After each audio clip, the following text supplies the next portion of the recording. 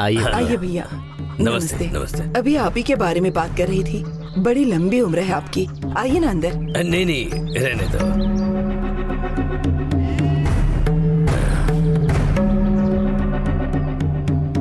आप कुछ परेशान लग रहे हैं। क्या बात है, बताइए मुझे। वो मैं तुम्हें जो मकान देने वाला था ना। हाँ भैया। तुम्हारे बात करने के बाद अपने बेटी और दामाद को मैंने फोन करके बताया तो उन्होंने तुरंत अपनी खेती में काम करने वाले को वो मकान देने का फैसला कर लिया है। उन्होंने मेरा इकलौता दामाद है, उनको मैं मना कैसे कर सकता हूँ। तो कोई दूसरा घर देख लो, यही कहने आया था। मुझे माफ कर देना।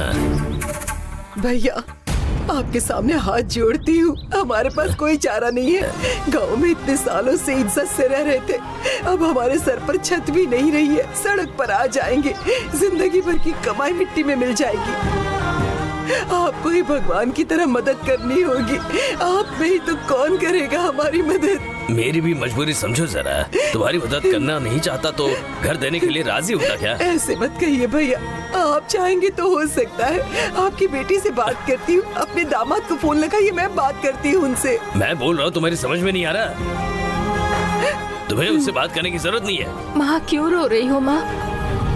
देखो उन्होंने अपनी मजबूरी बता दी ना, छोड़ दो माँ। तुम जरा चुप रहोगी? देखो हमारी मदद कर दो ना। रहने दो बेटी, हमें इस धरती पर कहीं जगह नहीं मिलेगी क्या?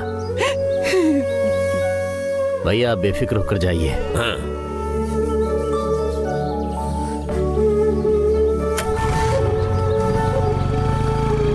जिस किसी पर हमने भरोसा किया वो सब हमें धोखा दे रहे हैं। किसके पास जाएंगे? हम तो बिल्कुल बेसहारा हो गए हैं। जिस पर विश्वास था उस भगवान ने हमें छोड़ दिया। फिर ये सब कौन है? साधारण लोग। बाबा, इस गांव के लोगों की उनके बिना बोले ही आप भाग भाग कर उनकी मदद किया करते थे ना। लेकिन आज जब हम मुसीबत में हैं, तो कोई क्यों हमारे लिए नहीं आया? ऐसा हमने इनके साथ क्या गलत कर दिया? रो मत बेटी। और 2 दिन है ना, उससे पहले कोई अच्छा सा घर देख लेंगे। चिंता मत करो, मैं हूं ना।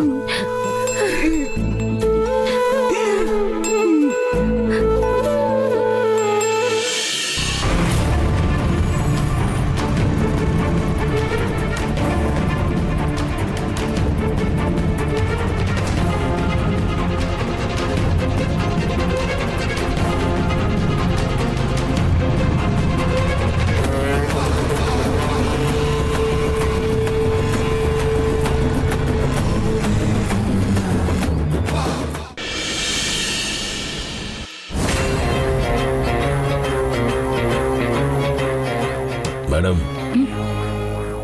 आइए सर, बैठिए। बैठने के लिए बोलने का तरीका सही नहीं है। आपने बुलाया था ना? आपने कहा था कि उस गांव की लड़की को आप इतना टॉर्चर करेंगे कि वो खुद जॉब छोड़कर भाग जाएगी। जबकि मुझे पता चला है कि वो इतना बोलती है कि उससे बचने के लिए आप खुद फैक्ट्री में छुपते फिर रहे हैं। नजरें मत चुराइए करुणाकरण जी। नजर चुराने वालों से मुझे सख्त नफरत है। ये तुम्हारी असलियत है? हाँ, पहले मैंने जिसे देखा था वो करुणाकरण अलग था, ये वाला करुणाकरण अलग है। तुम अगर गुस्से से सांस भी लेते थे तो पूरा गारमेंट हिल जाता था। वैसा करुणाकरण ही इस गारमेंट्स का हिस्सा है। आखिर तक वैसा ही रहना है। लेकिन तुम्हारे ईगो ने आज देखो तुम्हें कहां लाकर खड़ा कर दिया है। अब तो मेरी बात मानोगे ना तुम? या फिर अभी भी सबके सामने आनंदी को तुम्हारे पैर पड़कर माफी मांगनी पड़ेगी, ऐसी जिद पकड़ोगे? मुंह खोलकर बात कीजिए करुणाकरण सर। गांव की है, धमकी दूंगा तो पैर पकड़ लेगी, ये मेरी गलत फहमी थी। खैर अब मुझे क्या करना है बोलिए। मेरे लिए आप कुछ मत कीजिए सर। आपकी इज्जत, आपके अधिकार गवर्नमेंट्स में अब से पहले जो थे ना, उससे ज्यादा होने चाहिए। अगर ऐसा चाहते हैं तो वो आनंदी यहाँ नहीं रहनी चाहिए। उसके लिए मैं एक आइडिया देती हूँ, मंजूर है ना? अब जो भी कहेंगी मैं करने के लिए तैयार हूँ मैडम। मान लीजिए किसी तरह हम उसे नौकरी से निकाल भी देते तो तिल्ले सर और महेश सवाल उठाएंगे। जैसा मैं कहती हूँ बिल्कुल वैसा करेंगे ना तो तिल्ले अंकल भी नहीं, महेश भी नहीं, कोई सवाल नहीं पूछेगा आपसे। क्या करना है बताइए मैडम। आपके टॉर्चर से वो डर कर नौकरी छोड़कर जाने वालों में से नहीं है। कर्व वाली बहुत स्ट्रांग है, उस पर कोई झूठा आरोप लगाइए। कौन सा आरोप?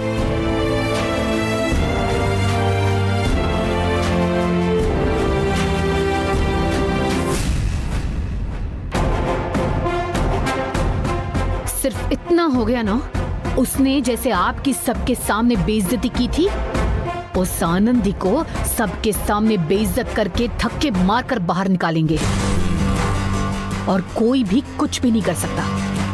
क्या बोलते हैं आप? मैडम सोचा था नाचूंगा तो खतरनाक नाचूंगा, आपने तो घुंघरू ही पहना दिए हैं। अब उस आनंदी का क्या क्या होता है बस आप देखिए। हाँ।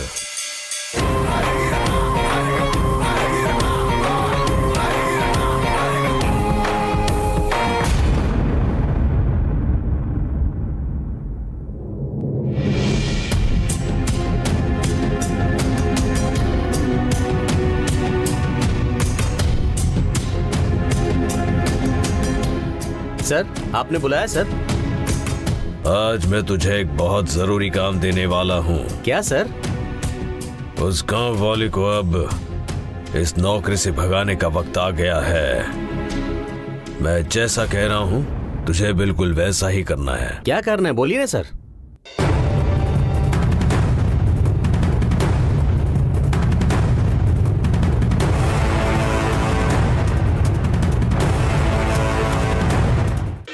हम लोगों ने ये सब प्लान किया है, ये किसी को भी पता तक नहीं चलना चाहिए और किसी भी चीज का सबूत नहीं छोड़ना।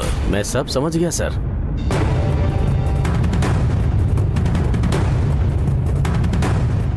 सबको पता होना चाहिए कि ये हमने किया है, लेकिन इसका कोई सबूत नहीं होना चाहिए। समझ गए ना?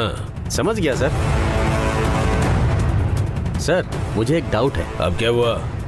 नहीं सर, इस गारमेंट में आपके हाथ में इतना पावर है, आप उसे डायरेक्ट धक्के मारकर बाहर निकाल सकते हो सर। फिर इतना सब करने की क्या जरूरत है सर? मैं उसे धक्के मारकर बाहर निकाल दूं? तिल्ले को, महेश को तेरे बाप आकर जवाब देगा। जितना बुलाए उतना ही कर। जा चल। ठीक है सर।